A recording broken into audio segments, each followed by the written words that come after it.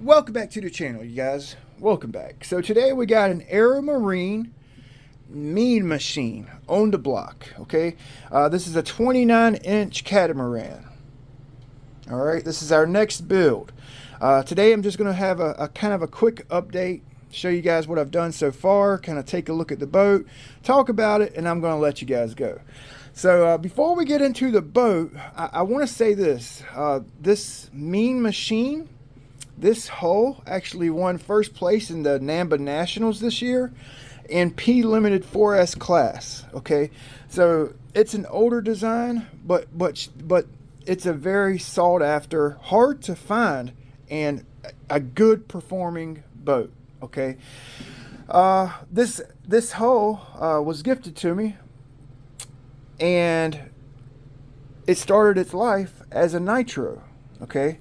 The previous owner actually did a brushless conversion on this boat, and he got one run in it, one run with it, and his Mystery Cloud 200 ESC just quit working. So he gave it to me.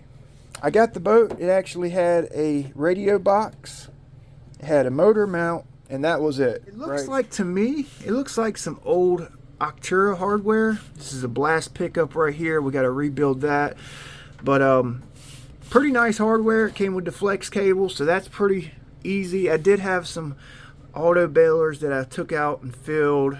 This was like a bellow type thing that was coming through here for his water cooling line that I filled up.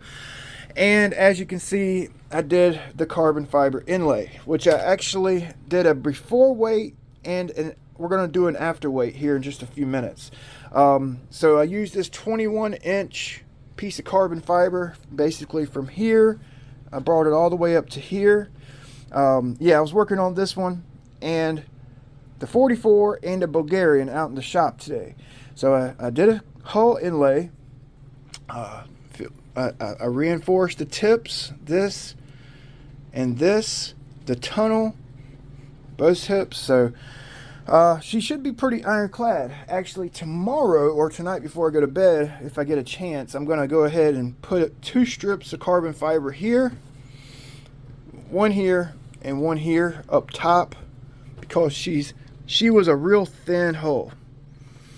Okay, real thin. It's actually got some strength for how thin it was, but with this modern power that we throw in boats nowadays, you kind of need a little reinforcement, you know, because hell, we'll be doing 70-mile-per-hour ovals with this thing, and if it catches air, I just don't want it to crack. It's such an iconic hull, you know. I really don't have to worry about the seam letting loose, because this is like a shoebox style hull construction. Top goes over the bottom, and then they glue. It has a big glue up right here, so the seams are pretty ironclad on this style hull. But it had a lot of flex, especially like where we put in the batteries and electronics. So I just basically run my carbon fiber from this top corner all the way around.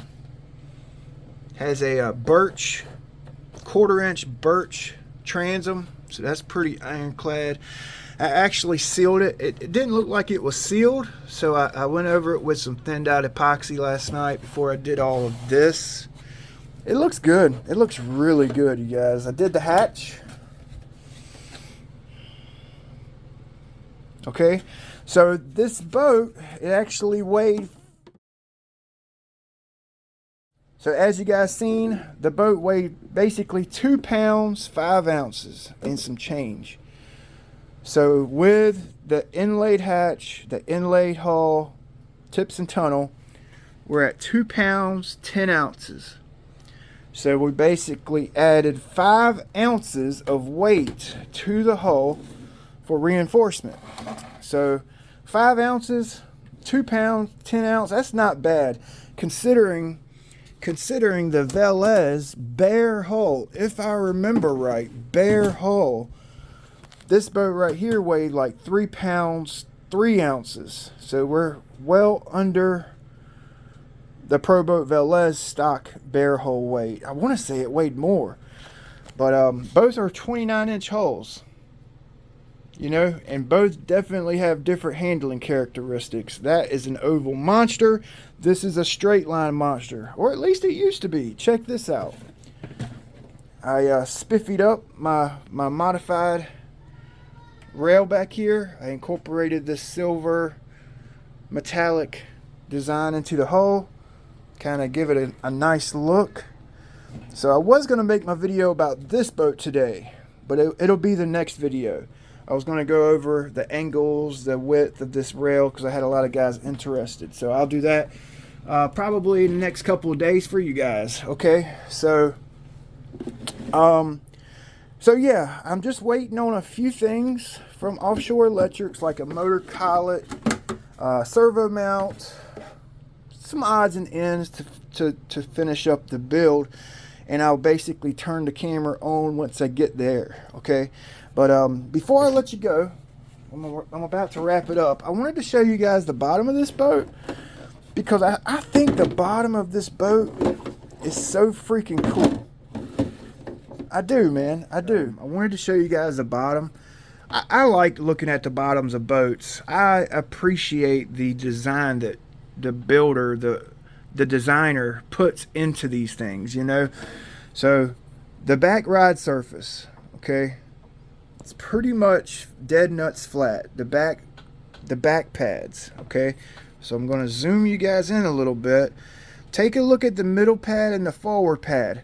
Typically, like on a cat, if you have some dead rides, it's like this, you know, it angles in. This one angles out on the middle pad. You see that? And then up forward, it angles out even more. So she slides around in a turn. Well, she don't slide. She's on. They run on rails, right? So the inside of the sponson right here, like on the Velez, it's perfectly straight up and down, right? Look at how this one hooks in like this. It's angled in, so it grabs the water. And then the way they have these ride pads angled out like this, it's like a non-trip type deal on the pads, so she don't trip over herself. I think it's such a nifty design, and I cannot wait to run it, you know. I appreciate stuff like that, the design, and you know, something different, right? So yeah, and it's got a real shallow tunnel. You see how low the tunnel is back here, you know. And then if you take a look at the design of the top side, yeah, it's got a MTI vibe, you know. Real low in the front, got nice curves, nice aerodynamic design, you know. Very sharp looking hull, right?